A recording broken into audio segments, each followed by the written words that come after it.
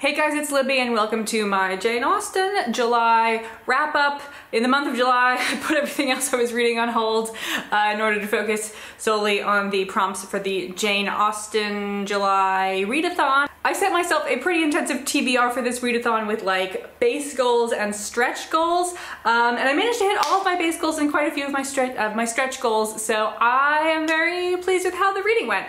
So now I shall talk to you about books that I read. First, for the challenge to read one of Jane Austen's main 6 novels, I started off with Persuasion, there you go, which is my favorite Jane Austen novel. Wanted to make sure to get this one in because I always enjoy reading Persuasion. I feel like I don't need to tell you guys what the main 6 are about. So yeah, read Persuasion, gave it 5 stars. I then continued with another of the main 6. I read Pride and Prejudice, shown here in 2 volumes, and also gave Pride and Prejudice 5 stars, obviously. Then for the challenge to read something that is not one of Austen's main 6, I read this collection of her juvenilia called Lesley Castle, which contains Lesley Castle, History of England by a Partial Prejudice and Ignorant Historian, and Catherine or the Bower. Yeah, this is definitely sort of like dress rehearsal stuff. There's a reason she didn't go back and publish any of these.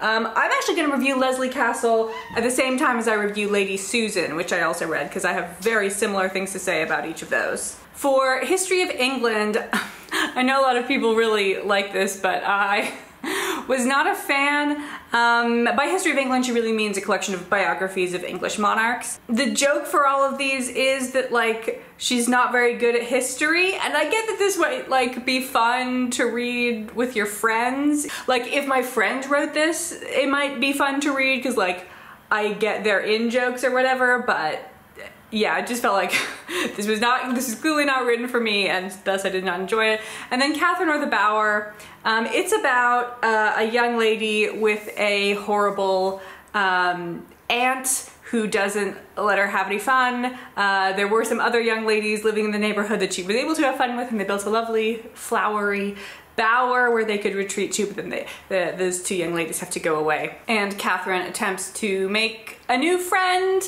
I just felt like there wasn't really anything special in this. Like it sort of had the outline of Austen, but not any of the sparkle of Austen. Then to talk about Lady Susan along with Lesley Castle. So I want to talk about both of these together because they are both epistolary novels.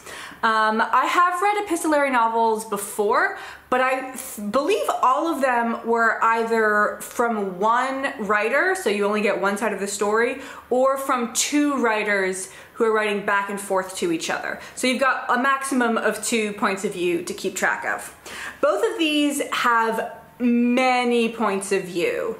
And the main thing was that I just found it difficult to keep track of everybody, especially because like in the Georgian era, people are much less likely to use first names. So you have to keep track of like, okay, this person calls someone her ladyship, this person calls her by her first name, like, and then she gets married, so now she's Mrs. blah, blah, blah. Yeah, I spent a lot of my mental energy while reading these books trying to remember all of the characters and keep them straight. And with Lesley Castle, it seems at the beginning like it's just gonna be between 2 people, and then like extra people keep getting thrown in and keep getting thrown in. This was unfinished, so at least it wasn't very long. I was able to get out of it pretty fast. I also wasn't really sure what to make of the characters in Lesley Castle. I think the most extreme is one of our initial 2 young ladies, Charlotte, who clearly her destiny is to be the head chef at a restaurant, and she regrettably lived in a time before restaurants existed, because she basically just thinks about like cooking efficiently and worrying about eating up food before it gets spoiled. That's basically all she worries about. In her first letter, she reveals that her sister was about to get married, and so she had done all of this cooking for her sister's wedding. Then, unfortunately for her, the sister's fiance like falls off a horse and dies, and now she's like, First off, my sister is just lying in bed crying all day and is not helping me to eat all of this food. It's gonna go bad if we don't eat it now. So yeah, we're dealing with like that sort of comedic character. I couldn't decide if it was overdone or not. Like, it's definitely kind of funny in the first letter, but then like all she ever talks about is food. I gave Lesley Castle, this collection as a whole, 2.75 stars, and same rating to Lady Susan. Then I attempted the challenge of reading a book by a contemporary of Jane Austen. I went for Mysteries of Udolpho by Anne Radcliffe and DNF'd 75 pages in. So boring and so long. I was not willing to put up with it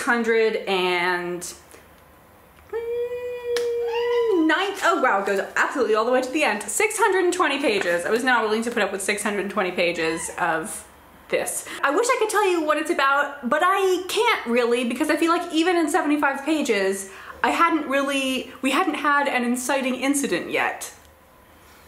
So yeah, 2 stars to Mysteries of Udolpho. You guys, if you've seen my video on what's up with Georgian novels, you will know that like most books in the Georgian era by people other than Jane Austen are I just don't think they're worth your time. So of course, after all that disappointment, I had to go back to one of the main 6, so I read Northanger Abbey, which, talking about Mysteries of Udolpho, I enjoy hearing Catherine talk about Mysteries of Udolpho much more than I actually enjoy reading it myself. 5 stars to Northanger Abbey. And finally, to read a work of non-fiction about Jane Austen or her times, I read What Matters in Jane Austen, 20 Crucial Puzzles Solved by John Mullen, which is a collection of 20 unrelated chapters. So if you want to read them in a different order, or if there's some that you want to skip, you can certainly do so.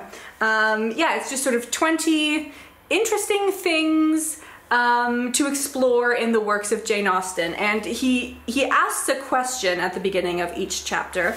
For example, how much does age matter? Which important characters never speak in the novels? How much money is enough? And if you are really desperate for an answer to that specific question, you might be disappointed, because he sort of uses that as a jumping off point to talk about, you know, a broader topic. So for example, to answer the question, do sisters sleep together? He starts by going into the text and trying to figure out, like, do Elizabeth and Jane Bennet, like, they share a room? Are they identified as sharing a bed? Or, like, at some point does someone say Jane's bed as distinct from Elizabeth's bed? But, you know, there isn't that much there, just sort of cataloging all of the sisters and descriptions of their bedrooms. So he moves on about a third of the way through the chapter to talking about, like, how bedrooms and private spaces are used in Jane Austen's writing. However, I was not really bothered by that, so I gave What Matters in Jane Austen 5 stars. I highly recommend it. So that's it for July. I hope you guys enjoyed watching, and I will see you again soon.